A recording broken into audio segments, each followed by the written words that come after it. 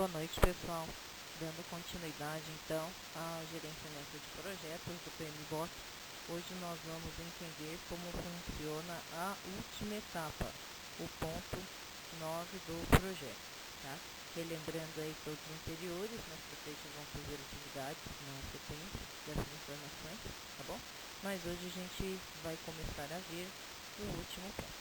O último ponto do gerenciamento de projetos do PMBOK, ele trabalha com a aquisição do projeto, tá? Ele trabalha com alguns elementos que descrevem a parte de compra e venda, especificamente, tá?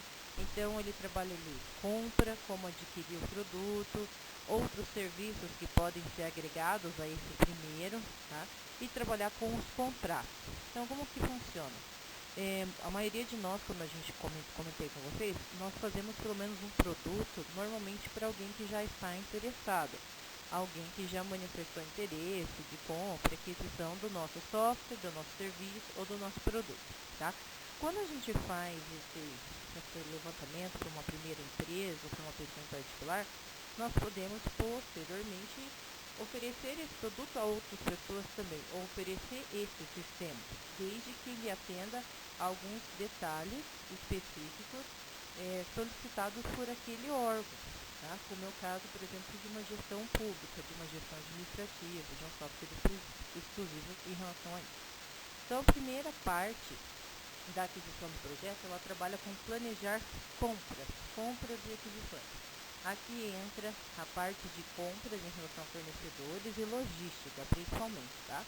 Então, compras relacionadas à matéria-prima, quem está produzindo, caso de roupas, ou caso de sapatos, como a gente vê o tênis, ou na parte de gestão de software, então a gente trabalha com compras da matéria-prima, seja então tecido, material ou mão de obra, tá?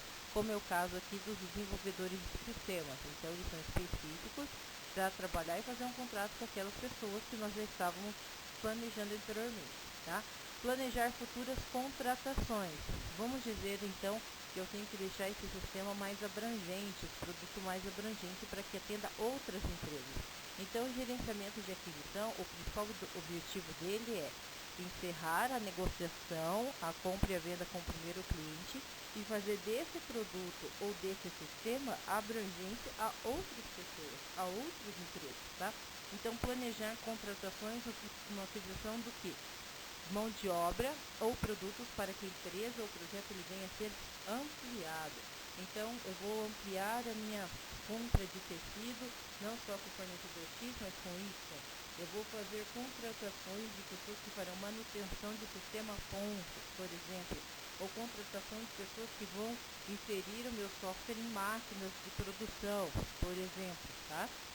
Então, o gerenciamento de aquisição, eu vou fazer um levantamento daquilo que eu quero expandir no meu produto, na minha parte industrial, no meu software, para oferecer a outras pessoas também, aproveitar todo esse trabalho que já foi feito e adaptar a outras pessoas e outras empresas.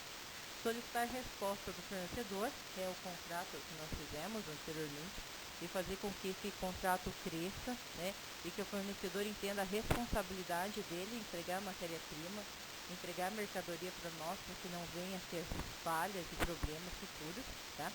Selecionar os fornecedores, então que eu começo a ter um critério de seleção, a função do quê?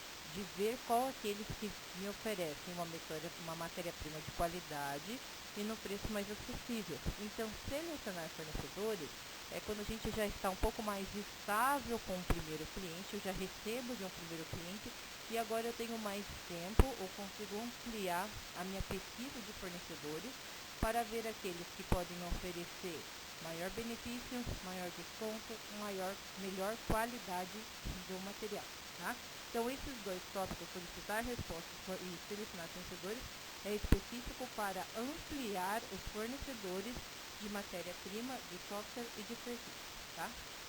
Administração de contratos, eu ter o contrato específico para a empresa, então vamos dizer que eu estou fazendo um sistema de relógio ponta na minha indústria, então eu vou ter um contrato com aquela empresa específico. Por exemplo, eu vou fazer a manutenção do software ou uma vez por mês gratuita. Na segunda, a visita do meu cliente, do meu funcionário, é R$ 100. Então, isso para a empresa X, porque eu instalei em mais pontos específicos do cartão ponto. Vamos dizer que a outra empresa é menor, uma pequena empresa. Então, eu vou ter o mesmo funcionário se deslocando, mas como eu tenho uma quantidade menor de relógios pontos, por exemplo, a visita vai ser R$ 80. Então, eu administro os contratos com especificidades específicas, tá? Eu coloco informações específicas em cada elemento. Então, cada empresa, mesmo produto, diferenciando em alguns elementos, eles vão pagar taxas diferentes para a forma do serviço, tá bom?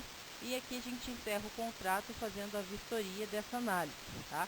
Então, o que é importante no gerenciamento de aquisição? A gente saber o que está sendo comprado, é importante o cliente ter a especificação disso, no desenvolvimento, e vocês têm que colocar nesse ponto aquilo que tem de diferente entre uma empresa e outra. Então, a empresa X, como eu falei do cartão ponto, ela vai pagar R$ 80 a taxa porque ela é uma empresa menor. A outra vai pagar 100 porque ela é uma empresa maior, tá? Ou a empresa de malharia, ela vai comprar camiseta 100% algodão, uma empresa, e a outra empresa Y vai pagar, ela quer 80% algodão e 20% elastano. Então, uma característica específica de cada contrato, mostrando o produto em cada contrato, tá? A gente estuda, nesse caso, vocês têm que estudar, fazer uma análise para evidenciar e estudar e procurar outros potenciais compradores. Então, vocês fazem uma pesquisa de mercado para que a gente possa ampliar a quantidade de pessoas que vão ter esse produto e essa matéria-prima. Então, é importante essa relação porque vocês conseguem ampliar o mercado de trabalho de vocês para isso, tá bom? Posteriormente, a gente vai administrar toda a parte de entrega, a gente tem que deixar específico cada empresa quanto tempo vai levar, porque as regiões geográficas elas se alteram. Então, eu tenho empresas, se a nossa empresa está localizada no Paraná, eu tenho clientes em São Paulo, Minas Gerais, Amazonas, Salvador, Ceará. Então, eu tenho que colocar quanto tempo eu vou levar para atender esse cliente de forma presencial, quanto tempo de forma remota e quanto tempo, no caso de um produto, ele vai ser considerado para entrega, logística, tá? E potenciais de manutenção e correção de software, quanto tempo eu consigo me deslocar para atender algo emergencial na qual não pode ser feito remotamente. Então, essas informações, elas têm que estar bem específicas para o nosso cliente, tá? Então, uma outra situação aqui importante, pessoal, é órgãos públicos. Órgãos públicos, quando eu posso entrar com o sistema que eu já tenho, por exemplo, para fazer licitação, então eu tenho que entender as particularidades daquele processo de licitação, tá? E como vai funcionar para que eu favoreça, para que eu consiga esse benefício. Então, muitas vezes, no contrato de licitação de órgão público, eu tenho uma quantidade de pessoas que vão acessar, ou uma quantidade de pessoas que vão poder incluir ou não informação. Então, o contrato público hoje ele envolve muito mais informações do que às vezes a gente fazer com uma empresa privada, tá? Então, a gente tem que entender todas as particularidades solicitadas da aquisição do Ministério Público, de quem estiver solicitando, para que atenda a necessidade daquele órgão que possa concorrer. E uma outra questão que entra aqui no encerramento do contrato é o preço fixo e o preço variável. O preço fixo e o variável eu comentei com vocês já, mas é importante a gente ressaltar aqui porque eu tenho preço fixo e variável em empresas diferentes que eu vou negociar esse produto. É o caso que eu falei, vamos ver uma empresa que eu atendo em São Paulo, outra em Minas Gerais. O preço fixo de um sistema, um produto, ele é independente muitas vezes da região. Então eu posso ter uma camiseta que ela vai custar R$ 40 de estampa, sem estampa e de algodão. E vou mandar para o estado de Minas Gerais e São Paulo, vai variar a taxa da logística, que é para mandar esse produto, tá? O preço variável, ele vai influenciar muitas vezes na manutenção. No caso, a instalação do meu sistema, ele custou R$ 1.500 para qualquer uma das empresas, tá? Tanto em São Paulo quanto em Minas. Mas o preço variável de deslocamento e de manutenção, devido à distância, tempo de exposição do funcionário na empresa para ir, para voltar, ele varia. Então, muitas dessas situações a gente se depara com preço fixo e preço variável. Fixo é aquele que vocês vão cobrar normalmente do produto, alterando um ou pouco o valor dependendo das modificações a serem feitas. Tá? Então, eu tenho um sistema, por exemplo, eu vou incluir um cadastro de fornecedor para um, para outro não, mas eu posso cobrar, por exemplo, R$1.500 esse sistema, tá? Ou posso cobrar R$30 uma camiseta, ou R$100 um tênis que eu estou produzindo. Agora, a logística e o custo que meu funcionário vai ter para ir na indústria, na fábrica, fazer uma manutenção do sistema, fazer uma manutenção ou atualização de software na máquina, isso tem custo de despesa com funcionário, localização, tempo de exposição na empresa. Tá? Então, é bom ressaltar nesse ponto 9 essa principal diferença no encerramento, que o cliente ele está ciente da empresa em relação ao custo de transporte e ao custo de logística e tempo de exposição.